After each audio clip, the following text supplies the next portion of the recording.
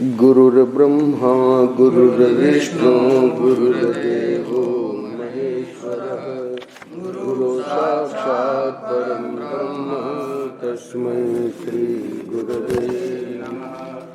नारायण नारायण नारायण नारायण।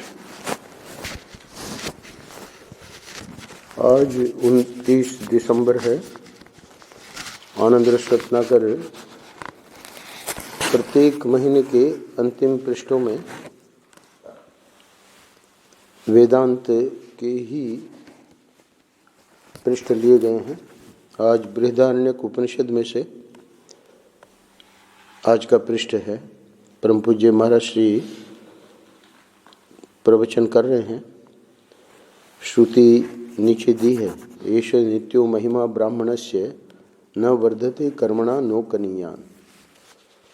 आगे बताएंगे इसका अर्थ है। आज के पृष्ठ का शीर्षक है इसी में परम कल्याण है। किस में परम कल्याण है तो वो पृष्ठ में बताएंगे।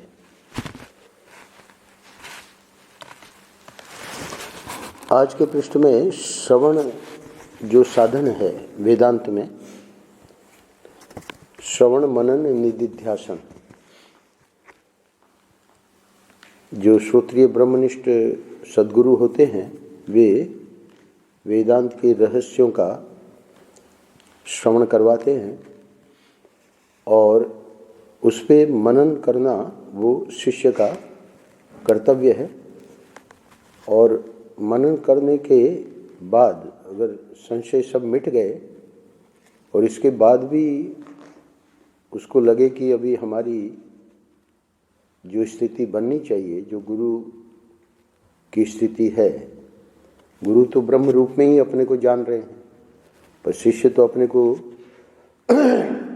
बार बार प्रयत्न करने पर भी जीव भाव में करता हूँ, मैं भोगता हूँ, मैं पापी हूँ, पुण्यात्मा हूँ, सुखी हूँ, दुखी हूँ, ये सब जीव भाव, परिच्छिन्न हूँ, आवागमन के चक्कर में पड़ा हुआ हूँ। तो ये जो संस्कार हैं वो संस्कार निदिध्यासन, श्रवण मनन निदिध्यासन, जब वो ध्यान में बैठेगा और मैं ब्रह्म हूँ इसका चिंतन रूपी ध्यान, सगुण साकार का जो ध्यान भक्त लोग करते हैं वो ध्यान वेदांत का नहीं है। वेदांत में ध्यान जो है निदिध्यासन शब्द है, वहाँ चिंतन प्रधान ही ध्यान का स्वरूप है। नितराम उसी में कि मेरा स्वरूप ये जीव जो मैं अपने को अब तक मान रहा था वो मैं नहीं हूँ। विजातीय वृत्ति का तिरस्कार यानी उसको हटाना है, जीव भाव को, और सजातीय वृत्ति का प्रवाह, यह है निदिध्यासन की परिभाषा। तो सजातीय वृत्ति का चूँकि अभी उतना संस्कार नहीं है, इसलिए उसको अभ्यास, जन्मों जन्मों का अभ्यास है, कोई एक जन्म का नहीं है। तो समझो कि यही आखिरी जन्म है, पूर्व जन्म में साधना की हुई है। तो श्रवण जो है वही मुख्य साधन है। श्रवण मात्र से जो उत्तम अधिकारी है, शास्त्रों में स्पष्ट आया है कि जो उत्तम अधिकारी है, प्रिपेयर्ड जो पात्र है, तो उसमें जब श्रोत्रिय ब्रह्मनिष्ठ सद्गुरु महावाक्य का उपदेश करेंगे कि तुम ही ब्रह्म हो, तत्त्वमसि, तो उसे ये अनुभव होगा कि अहम ब्रह्मास्मि। परंतु कल्पना करें कि उसका अभी बहुत प्रतिबंध है, अंतःकरण शुद्ध नहीं है। एक ही वाक्य में कहें तो अंतःकरण शुद्ध नहीं है, तो फिर उसको गुरु बताएंगे कि अभी भाई उपासना करो या सेवा करो अथवा ध्यान करो। जैसे उसकी हर एक साधक अलग अलग होते हैं, तो स्वयं गुरु ही बताएंगे कि तुम्हें क्या करना है। तो यहाँ पर आज का जो प्रसंग है, यहाँ पर ये जो श्रवण कर रहे हैं, ऐसे जो लोग हैं, उनमें कोई कह रहा है कि हम 15 साल से श्रवण कर रहे हैं पर कुछ हुआ नहीं, तो उसी के लिए शास्त्र में कहा गया है कि करते रहो करते रहो, इसी में परम कल्याण है, श्रवण में ही परम कल्याण है। तो आप कहेंगे कि ये तो शुद्ध रूप से वेदांत का पृष्ठ हो गया, ऐसा नहीं है। उड़िया बाबा जी महाराज कहा करते थे, योग वासिष्ठ में एक श्लोक है, ब्रह्माभ्यास। तो ब्रह्म का अभ्यास यानी ब्रह्म जो है उसका निर्गुण निराकार निर्विशेष रूप भी है, जो वेदांती लोग विचार करते हैं, चिंतन करते हैं, श्रवण करते हैं, मनन करते हैं, निध्यासन करते हैं। और ब्रह्म का ये जो हमारे सामने अर्चा विग्रह है ठाकुर जी का, वैष्णव के लिए तो साक्षात ठाकुर जी ही है, अर्चा विग्रह का भी शब्द वो प्रयोग नहीं करते।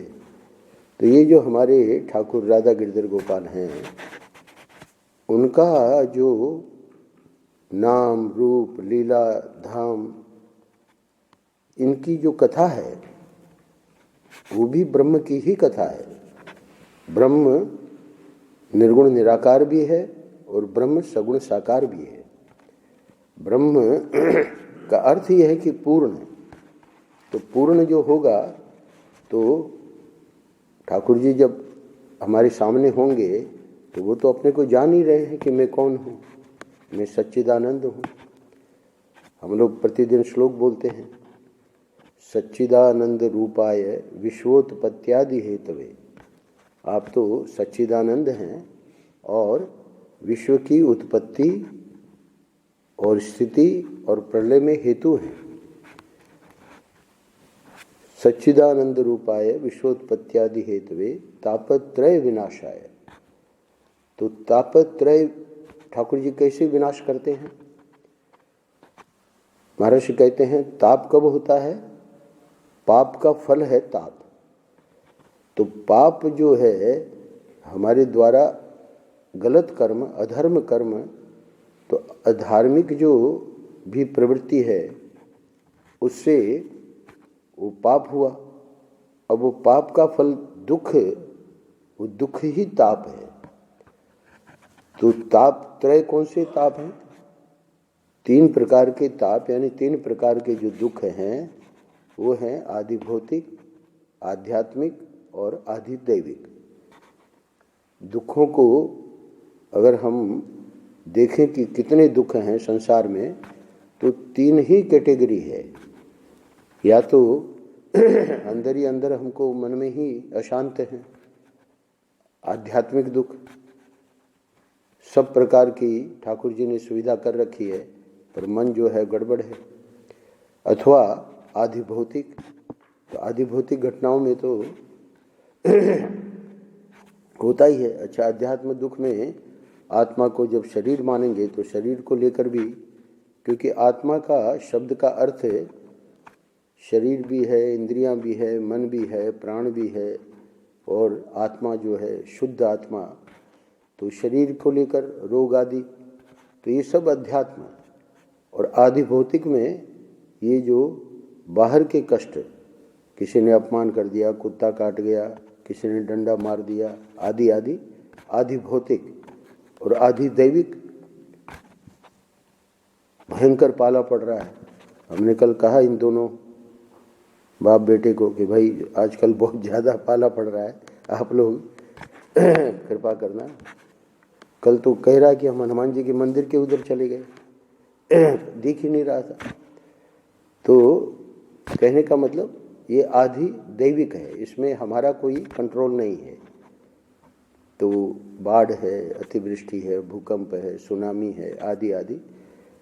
तो ये सब प्रकार के दुख जो हैं ये ताप में ही, यानी वो जो ताप है उसको तापत्रय विनाशाय, ऐसे जो हमारे श्री कृष्ण हैं उनको हम नमस्कार करते हैं। तो ताप त्रय का कैसे विनाश करते हैं? जब हम, ये जो आज का पृष्ठ है, जब हम जानेंगे कि हम ये शरीर नहीं है, ये शरीर तो जैसे स्वप्न में एक शरीर मिलता है वैसे जागृत में एक शरीर मिला है।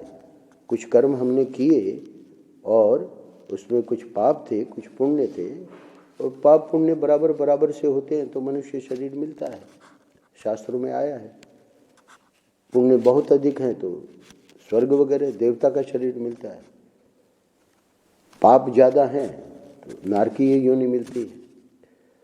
तो इसलिए जैसे स्वप्न में हमारा मन ही एक शरीर बना लेता है, तो वैसे हमारे कर्म जो हैं, इसके लिए हमने जैसे टिकट खरीद के, संत लोग दृष्टांत देते हैं, हम टिकट खरीद ली हमने, अब 3 घंटा उसमें अंदर बैठ जाओ सिनेमा में। अब तो आजकल तो घर घर में टीवी हो गई, तो वो जो है वो यानी हमने टिकट खरीदी तब बैठ पाते हैं। तो हमने कुछ कर्म किए हैं, वही टिकट खरीदना है। अब ये शरीर मिल गया तो शरीर जो है पाप पुण्य का जो भोग है, तो वो अब तापत्रय विनाशाय ठाकुर जी कैसे करेंगे? तो जब हम जानेंगे कि हम ये शरीर नहीं है, हम तो जैसे हनुमान जी ने कहा भगवान को कि देह दृष्टया तु दासो हम। भगवान ने पूछा कि हनुमान तुम बताओ कि तुम कौन हो? तो भगवान ने, हनुमान जी ने बड़ी विनम्रता से कहा कि हे प्रभु, देह दृष्टि से तो मैं आपका दास हूँ, और जीव दृष्टिया त्वदंशक है, आपका अंश हूँ। तत्व दृष्टि से, तत्व दृष्टिया त्वमेवा हम, जो आप हैं वही मैं हूँ। इति में निश्चिता मति।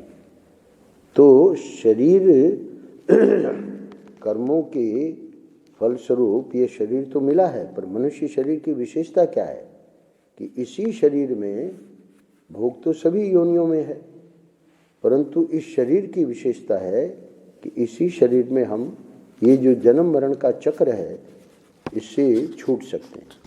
इसको मोक्ष का द्वार बताया है। तो मोक्ष का द्वार इसलिए बताया है कि ये जो श्रवण, जो आज का पृष्ठ है, वो कह रहा है कि मैं 15 साल से श्रवण कर रहा हूँ, बात आवेगी पर कुछ हो नहीं रहा है। तो गुरु कह रहे हैं कि कोई बात नहीं, इसमें जन्म जन्म लग जाते हैं तो धैर्य नहीं छोड़ना चाहिए। तो श्रवण भक्ति में भी है और वेदांत में भी है। तो ये नहीं समझना कि आज तो स्वामी जी ने ये वेदांत का पृष्ठ सुना दिया। उड़िया बाबा जी महाराज कहते हैं कि ब्रह्माभ्यास विदुर बुधा, योग वासिष्ठ में बहुत बड़ा ग्रंथ है, तत्चिंतनम तत्कथनम अन्योन्य तत्प्रबोधनम एतद एक परत्वम च ब्रह्माभ्यास विदुर बुधा। तो ब्रह्माभ्यास का अर्थ है कोई सिर्फ निर्गुण निराकार न कर दे। तो वहाँ हमारे श्री उड़िया बाबा जी महाराज ने स्पष्ट कहा कि भक्तों के लिए यही जो श्लोक है वो सगुण साकार जो हमारे ठाकुर जी हैं, उनकी कथा, उनकी लीला, उनका रूप, उनका धाम, तो इसका जो चिंतन है, इसमें जो डूबे रहते हैं भक्त लोग, कान्हू कान्हू, वो जो सरोज आते हैं, वो कान्हू की माँ, कान्हू की माँ, तो कान्हू को अपना वात्सल्य भाव, ये भी एक साधना है। वात्सल्य भाव है, सखा भाव है ना, दास भाव है। दास भाव मुख्य है, हनुमान जी का दास भाव है। तो भगवान से जब तक संबंध नहीं बनेगा तब तक भक्ति में आगे नहीं बढ़ सकता। तो भगवान से संबंध बनाना है। तो वो संबंध जिसका जो गुरु ने बताया है, तो वो जो है कान्हू की माँ है ना, अपनी पत्नी के लिए कहता रहता है कि आज उसका फ़ोन आया, उसको बड़ी आजकल वो वैसे है। तो वो भाव में कई प्रकार की बातें आती है, और जैसे जैसे साधना आगे बढ़ती है तो गुरु की आवश्यकता पड़ती है कि भाई ये क्यों हो रहा है, कैसे हो रहा है ना। वो जो है जप जो है पूरी रात नींद नहीं आई, जब जो है ब्रेन में जप होने लगा आदि आदि। तो हमने कहा कि चैतन्य चरितावली आप पढ़ो, महाप्रभु चैतन्य महाप्रभु का जहाँ जाए वहीं समाधि लग जाती थी, जहाँ जाए ऐसा उनका भाव बनता था। तो प्रबुद्ध ब्रह्मचारी जी ने लिखा है, अद्भुत ग्रंथ है, हमने ग्रंथ भी दिया, बोले है वो मेरे पास। तो मैंने पढ़ा था कई वर्षों पहले, मैंने कहा उसमें पढ़ो, ये सब होता है, जो भाव करेगा तो वहाँ भी श्रवण है। तो श्रवण करते करते पता लगता है कि कैसे लाड लड़ाएं ठाकुर जी को। हमारे डोंगरी जी महाराज छोटे छोटे क्या, उनके तो एक ही लड्डू गोपाल थे, पर छोटी छोटी उनकी पोशाकें, तो उसको धारण कराते थे, फिर बात करते थे, अरे क्या बात हुई, अच्छी नहीं लगी, चलो हरी टोपी नहीं, लाल टोपी आज पहना दे। यानी उनको लगता था कि ठाकुर जी को हमने हरी टोपी पहनाई तो कुछ खुश नहीं है। तो वो जो भाव बनता है वो अद्भुत है। वो भी श्रवण करते करते, तो श्रवण दोनों में है, साधना में, भक्ति में भी श्रवण प्रधान है। महर्षि ने कहा है कि श्रवण ही प्रधान साधना है, भक्ति में भी और ज्ञान में भी। तो ज्ञान के प्रसंग में आज सुन लीजिए, इसी में परम कल्याण है।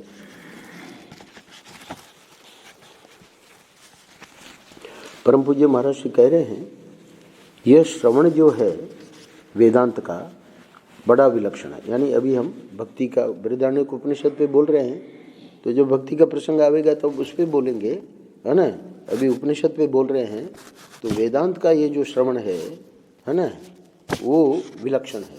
विलक्षण है का मतलब उसको और जो श्रवण है, लौकिक श्रवण, ये अखबार है, टीवी है, ये भी श्रवण है ना। लोग हमको बताते हैं घटना, आज यहाँ हुआ, आज उधर दंगे हो रहे हैं, तो ये भी सब श्रवण है।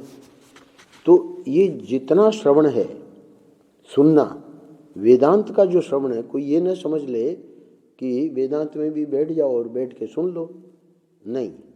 वेदांत का जो श्रवण है वो विलक्षण है। विलक्षण मतलब इसका जो लक्षण है वो कुछ विशेष है। बताइए महाराज। तो पहले अन्य साधनाओं का श्रवण क्या है या उसमें साधना क्या है वो बता रहे हैं। योगाभ्यास में अभ्यास साधन है, वहाँ तो कोई श्रवण वगैरह करने की जरूरत नहीं है, बस अपना ध्यान लगाओ, जैसे गुरु ने कहा है वैसे समाधि में, है ना, चले जाओगे, सब विचार ठप्प कर दो। वहाँ तो श्रवण जो है वो अपेक्षित नहीं है योगाभ्यास में। उपासना में तदाकार वृत्ति साधन है। तो जैसे मैंने बताया कि भक्ति जो है, तो भक्ति में जब श्रवण करेंगे तो श्रवण करके फिर करना क्या है। हमने ठाकुर जी के बारे में कथा सुनी, सब सुनते रहते हैं, पर साधना क्या करनी है।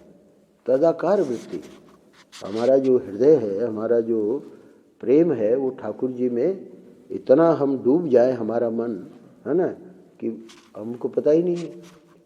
राजा भरत जब गए थे सब कुछ छोड़ के, हिरण की घटना तो बाद में हुई, इतना मन उनका तल्लीन हो जाता था भक्ति में, उनको पता ही नहीं लगता था। अपने जो भी उनकी साधना थी उसमें वर्णन आया है मूल भागवत में कि हमको पहले माला पहनानी है कि पहले, है ना, तिलक लगाना है कि पहले आरती करनी है, कि उसका क्रम भी ध्यान में नहीं रहता। इतनी तदाकार वृत्ति हो जाती थी, है ना।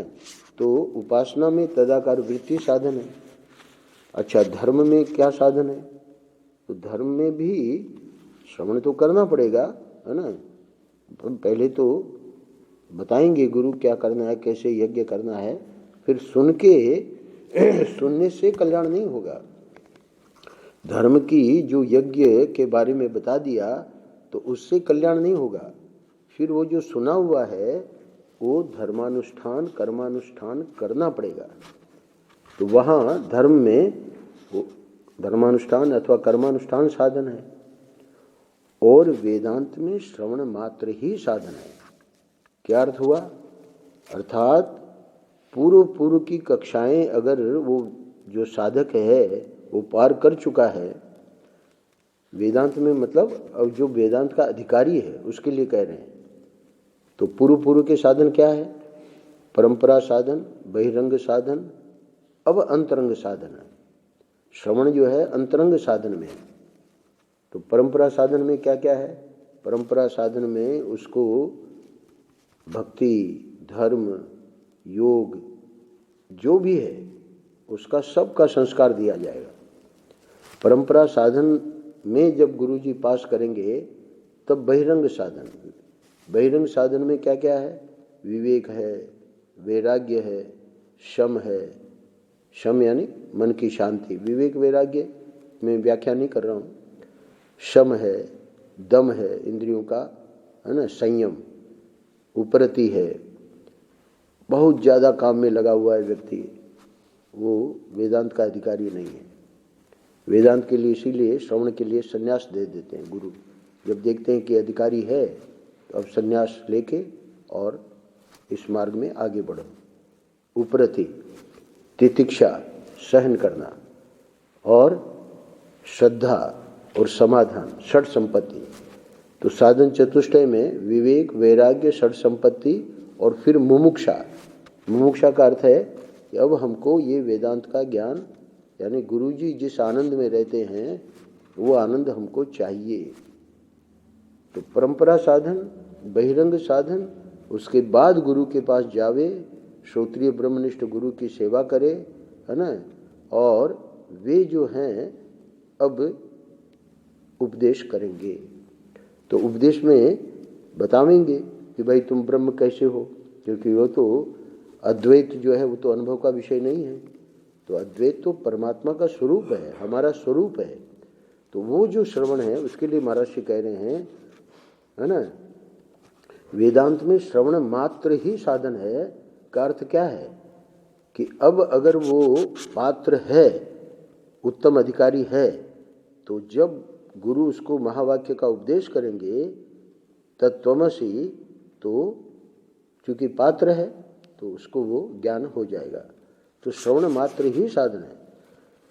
तो तत्त्वमसि महावाक्य तो आखिरी है, चौथा।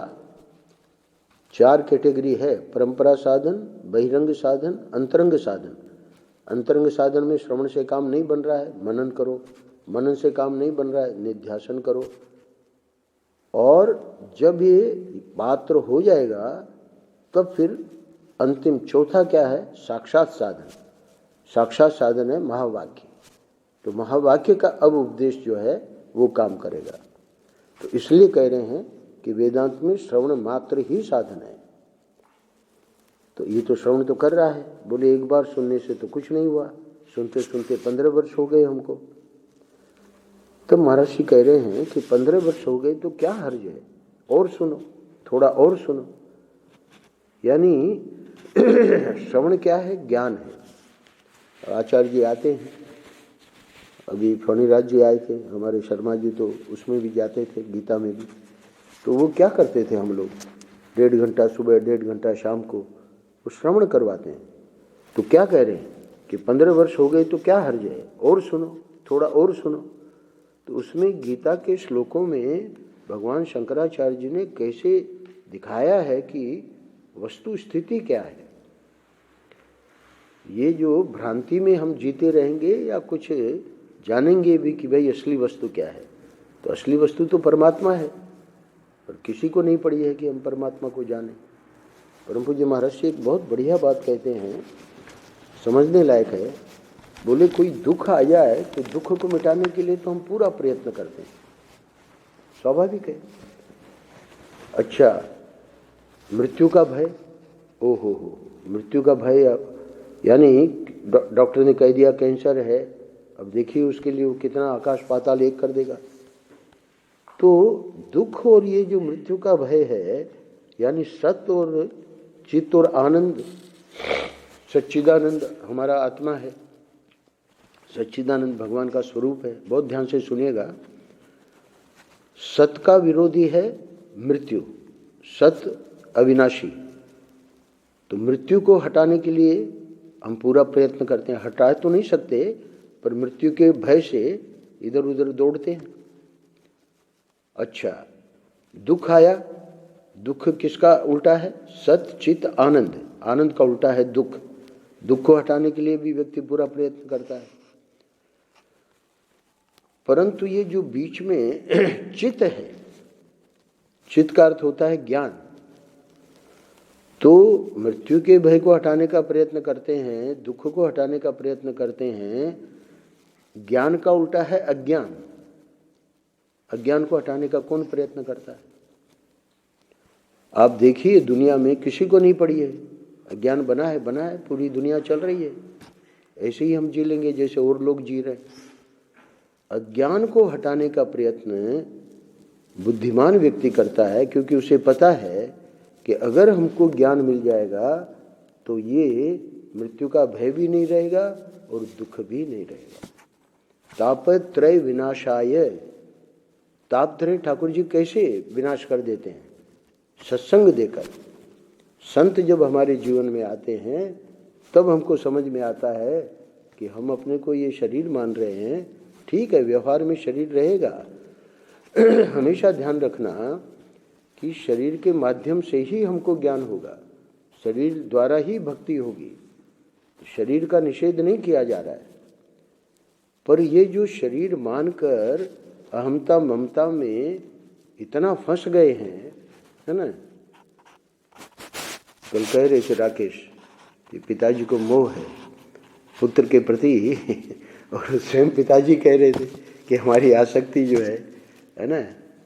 राकेश नहीं आया, उसके पहले आए तो पहले लुधियाना से बहुत लंबी यात्रा करके 550 किलोमीटर पहले गोपालगढ़ आए। तो ये यहाँ माया शंकर आ गया था, क्योंकि ये रोड बंद रहता है तो बोले मैं दूसरी रोड से ले जाऊंगा, तो परिवार सहित आया है। तो ये जो मोह है, ये जो ममता है, अहमता ममता, ये अज्ञान है। उस अज्ञान को जब तक अज्ञान दूर नहीं होगा तो आसक्ति कैसे दूर होगी? इसीलिए सत्संग पर महर्षि ने उससे ये प्रश्न मैंने लिया है आनंद रस रत्नाकर में, कोई जानना चाहेगा तो मैं बता दूंगा। तो वहाँ इस बात को समझाया है कि अज्ञान को दूर करने का किसी को नहीं पड़ी है, जबकि दुख और मृत्यु का भय सब दूर करना चाहते हैं। और मूल चीज क्या है कि अज्ञान दूर होगा तभी ये मृत्यु का भय और दुख दूर होंगे। तो ये प्रसंग आ गया ध्यान में, इसलिए सुना दिया। अब महर्षि कह रहे हैं कि 15 वर्ष हो गए तो क्या हर्ज है, और सुनो, थोड़ा और सुनो।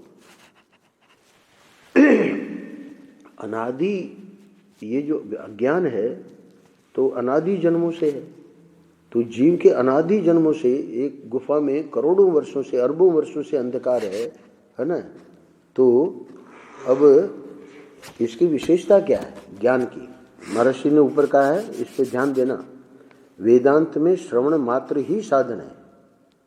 करोड़ों अरबों वर्ष का वो जो अंधकार है, तो कोई माचिस लेके आ गया तो वो अंधकार ये नहीं कहेगा कि मेरा इतने वर्षों तक यहाँ आधिपत्य रहा, मैं एक क्षण में नहीं हटूंगा। अरे जैसे ही माचिस जलाओ वो करोड़ों वर्षों का, अरबों वर्षों का अंधकार दूर हो जाएगा। तो ये तो दृष्टांत है। तो दृष्टांत में जैसे माचिस जलाई और वहाँ प्रकाश हो गया, तो ऐसे ही श्रवण मात्र ही साधन है। मतलब अगर वो तैयारी है तो उसको कहो कि भाई तुम, है ना, ब्रह्म हो, तुम ये शरीर नहीं हो। बड़ी बढ़िया बात अनुभवानंद जी सुना के गए। मोटरसाइकिल पे अभी इनका एक्सीडेंट हो गया, राकेश गाड़ी चला रहे थे, वो चारों पति पत्नी दोनों बच्चे, है ना, गाड़ी अब किसी काम की नहीं रही, पर ठाकुर जी ने रक्षा करी, चारों बच गए। 100 पे चल रही थी गाड़ी, अभी हाल की बात है। तो वो कहते हैं अनुभवानंद जी कि स्वप्न में मोटरसाइकिल चल रही थी और एक्सीडेंट हो गया। स्वप्न में, जागृत में नहीं। अभी ये तो मैंने जागृत की बात सुनाई। तो अब वो क्या हुआ कि व्यक्ति घायल हो गया और उसकी नींद उड़ी। तो नींद उड़ी तो देखा कि कुछ नहीं, न मोटरसाइकिल है न वो व्यक्ति है। तो क्या हुआ कि उस घटना ने उसको जगा दिया, वो उठ गया। तो वेदांत श्रवण मात्र ही साधन है का मतलब, अगर वो पात्र है तो जैसे ही कहा गुरु ने कि तुम ब्रह्म हो, वो जाग जाएगा। तो जागने के पहले 15 साल हो गए, बोले धैर्य रखो। 15 वर्ष हो गए तो क्या हर्ज है, और सुनो, थोड़ा और सुनो। अब एक दृष्टांत दे रहे हैं, ये सरल है, मैं पढ़ देता हूँ। एक बार एक महात्मा के साथ 4-5 आदमी जा रहे थे। यात्रा करते करते एक जंगल में पहुंचे। घोर जंगल था, अब रात को महात्मा जी वहीं ठहर गए तो उन लोगों को भी रहना पड़ा। अब देखिए महात्मा लोगों को तो जैसे विरक्त होते हैं उनको तो ये सब अभ्यास रहता है ना। पर अब ये जो बेचारे लोग थे तो शुरू में सत्संग कराया महात्मा ने, क्योंकि रात बितानी थी। अब रात में सत्संग होने लगा। अब क्या करे, सत्संग कितनी देर करे, बोले ध्यान में बैठो। फिर ध्यान होने लगा, समझो कीर्तन करने लगे। कैसे भी करके 3 पहर रात बीत गई। अब डर लग रहा है क्योंकि हिंसक पशु रहते हैं जंगल में। 4थे पहर की 2 घड़ी बीत गई, यानी समझो अब 1 घड़ी 24 मिनट की होती है तो 4थे पहर की भी 2 घड़ी बीत गई। तो इसका मतलब अब तो प्रातः होने वाला ही है। पर देखिए अब धैर्य टूट रहा है। अब वे संसारी लोग जो साथ में थे वे कहें कि महाराज आज की रात तो प्रलय की रात हो गई, यानी सत्संग कीर्तन वो सब होता रहा, इतना समय तो बीत गया पर ये तो रात खत्म हो ही नहीं रही है ना। भाई आदमी सोना भी चाहता है पर जंगल में सोए कैसे, वहाँ डर लग रहा है। थोड़ी सी आवाज़ कहीं से होती है, अरे लगता है शेर आ गया। तो बोले कि आज तो प्रलय की रात हो गई, वे दुखी हुए। यद्यपि सिर्फ 2 घड़ी रात बाकी रह गई तथापि वे घबराए मरने को। अभी महर्षि क्यों सुना रहे हैं, वो कह रहा है कि 15 साल हो गए सुनते सुनते, है ना, एक बार सुनने से तो कुछ नहीं हुआ। तो उसको कह रहे हैं कि ये सुनो, इस कथा के द्वारा समझा रहे हैं कि बिल्कुल अब ये रात नहीं बीतेगी, है ना, घबरावे। और हम लोग तो महाराज आपके साथ आकर इस जंगल में मर गए, अब महात्मा जी करें तो क्या करें। तो महात्मा जी समझाएं कि बहुत बीत गई, अब थोड़ी सी बाकी है, थोड़ा धैर्य धरो। 2 घड़ी भाई 48 मिनट है, निकल जाएगी। अपने आपने ये तो हो गया दृष्टांत। दृष्टांत में समझा रहे हैं कि आपने 15 वर्ष वेदांत सुन लिया, थोड़ी दिन और बाकी है सुनने को, भला धैर्य नहीं खोना है।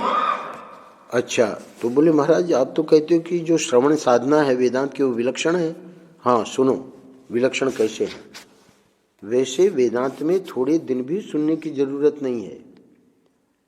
कैसे महाराज, अभी मैंने दृष्टांत दिया मोटरसाइकिल का, स्वप्न का दृष्टांत। वो जब जाग गया तो एक क्षण ही तो लगा, उसने देखा मैं तो स्वस्थ हूं। क्या कह रहे महर्षि, वैसे वेदांत में थोड़े दिन भी सुनने की जरूरत नहीं है। कैसे महाराज, बता रहे हैं। आपने बिना सोचे, बिना विचारे, बिना अनुभव के ही अपने को पापी, पुण्यात्मा, सुखी, दुखी, नारकी, स्वर्गी एवं परिच्छिन्न मान रखा है, बिना अनुभव के। जितना हम अपने को ये मान रहे हैं जीव भाव से, वो बिना अनुभव के है। असली अनुभव तो आत्मा ही है। वो जो मोटरसाइकिल का एक्सीडेंट स्वप्न वाले का हुआ, वो बिना अनुभव के, उसको पता ही नहीं था कि मैं तो एकदम सोया हूँ बिस्तर में आराम से। जब जगा तब पता लगा अरे मैं घायल हो गया और मैं इतना दुखी हो गया, है ना। तो बिना अनुभव के वो दुखी हो गया। अनुभव कब हुआ, जब वो जागा। कल मैंने बताया था यहाँ क्या जागृत में क्या करना पड़ेगा, जानना पड़ेगा। तो इसलिए जानने के लिए ये सत्संग है। वहाँ जागे और यहाँ जानना पड़ेगा, जागना और जानना। तो जानना कैसे करेंगे, तो बोले कोई बात नहीं, 15 वर्ष बीत गए तो कोई बात नहीं, है ना। यानी अब तो पक्का एक पेड़ है और कुल्हाड़ी दे दी, और कुल्हाड़ी दे के कह दिया कि उसको काटो, तो 100 चोट में वो कटा, 2 टुकड़े हो गए। अरे बोले मूर्ख आदमी, 100वीं चोट पहले ही लगा देता, 99वीं चोट लगाने की जरूरत क्या थी। ऐसे थोड़ी होता है। तो 15 वर्ष बीत गए तो अब तो थोड़ा ही बाकी है, इसलिए दृष्टांत दिया कि 2 घड़ी और बाकी है। क्यों डर रहे हो कि मर जाएंगे मर जाएंगे। आपने 15 वर्ष वेदांत सुन लिया, थोड़े दिन और बाकी है सुनने का, भला। वैसे वेदांत में थोड़े दिन भी सुनने की जरूरत नहीं है। क्यों, आपने बिना सोचे, बिना विचारे, बिना अनुभव के ही अपने को पापी, पुण्यात्मा, सुखी, दुखी, नारकी, स्वर्गीय एवं परिच्छिन्न मान रखा है, बिना अनुभव के। अनुभव क्या है, जो महात्माओं का है, असली अनुभव वो है। कहाँ है आपका वह दुखीपना, सुखीपना जो थोड़े दिन पहले था। महर्षि प्रश्न कर रहे हैं, है ना। अभी अभी दीपा चली गई, कितना दुख था, हम सब लोगों को पता है। स्वाभाविक है, कोई भी इस प्रकार की घटना होती है तो व्यक्ति यानी ठाकुर जी पूरा हिला देते हैं, कितनी ही आस्था हो।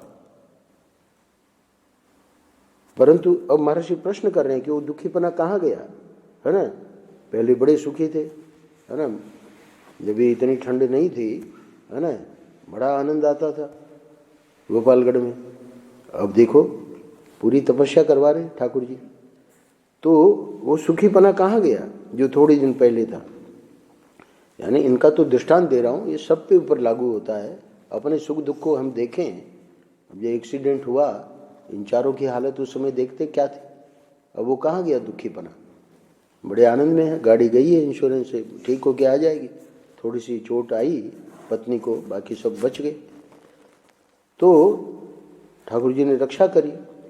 तो वो जो सुखीपना दुखीपना है, पापीपना पुण्यात्मापना, कौन सी चीज आपकी जिंदगी में टिकी हुई है।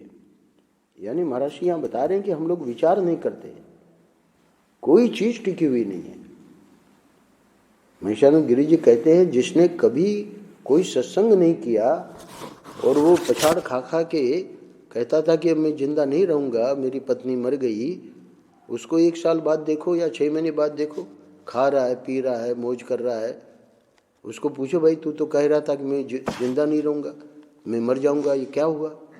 तो बोले एक क्षण के लिए वो बेचारा उसको याद करके दुखी हो जाएगा, पर जिसने सत्संग नहीं किया वो बड़े आनंद में है, क्योंकि आत्मा असंग है। महर्षि यहाँ समझाना चाह रहे हैं कि हमारा जो स्वरूप है वो इन चीज़ों से कभी प्रभावित होता ही नहीं है। उस समय तत्काल प्रभावित होता है, उसको ये महात्मा लोग बता रहे हैं कि उस वस्तु को जान लो। तो अज्ञान को मैंने बताया ना मिटाने का, महर्षि ने कहा है कोई प्रयास नहीं करता। तो जो अज्ञान को मिटाने का प्रयास करता है वो ही बुद्धिमान है। तो इसलिए महर्षि कह रहे हैं, सुखी पना गया, दुखी पना गया, पापी पना गया, पुण्यात्मा पना गया, कौन सी चीज आपकी जिंदगी में टिकी हुई है। एक चीज दिखा दो, लेकिन आप बिना किसी प्रमाण के एक भाव को पकड़कर बैठ जाते हैं, बिना युक्ति के, बिना अनुभव के, बल्कि अपने अनुभव के विपरीत आपने अपने को जीव के रूप में मान रखा है। ऐसे नित्यो महिमा ब्राह्मणस्य न वर्धते कर्मणा नो कनियान। यह ब्रह्मवेत्ता की नित्य महिमा है। किनकी? महात्माओं की, जो शुभ कर्म से न तो बढ़ती है। ऐसा नहीं कि शुभ कर्म कर रहे हैं तो उनको पुण्य हो रहा है, उनको फिर दूसरा जन्म होगा, स्वर्ग में जाएंगे, कुछ नहीं, वो तो मुक्त ही है। तो इसलिए ब्रह्मवेत्ता की महिमा बता रहे हैं बृहदारण्यक श्रुति, वेद भगवान। शुभ कर्म से न तो बढ़ती है और न अशुभ कर्म से घटती है। महाराज उन्होंने क्रोध कर दिया उसके ऊपर, है ना, उनके द्वारा ऐसी क्रिया हो गई, उनके द्वारा नहीं होनी चाहिए। अशुभ कर्म हमको दिख रहा है, वो किसी के कल्याण के हुआ है। वो क्रोध भी उनका जो है ना, महात्मा का क्रोध भी, अवधूतानंद जी का वाक्य मैंने यहाँ कई बार कहा, महात्मा का क्रोध भी पवित्र है और संसारी का प्रेम भी अपवित्र है। तो वो अशुभ कर्म कर रहा है, उससे कोई उनकी महिमा घटती नहीं है। उनको क्रोध आ गया या लोभ आ गया, यह तत्व ज्ञान की महिमा है, यह ब्रह्म ज्ञान की महिमा। ये वेद भगवान जो बात बता रहे हैं, ये किसकी महिमा है? उस व्यक्ति की महिमा नहीं है, वो तत्व ज्ञान, वो जो ब्रह्म ज्ञान उसने प्राप्त कर लिया है ना, उसकी महिमा है। तो एक ही बार सुनने की जरूरत है। रात बीत चुकी है, 2 घड़ी बाकी है, अब घबराने की जरूरत नहीं है। और सुनो, थोड़ा और सुनो, देखो इसी में परम कल्याण है, परम कल्याण है। नारायण नारायण नारायण नारायण। श्री राम।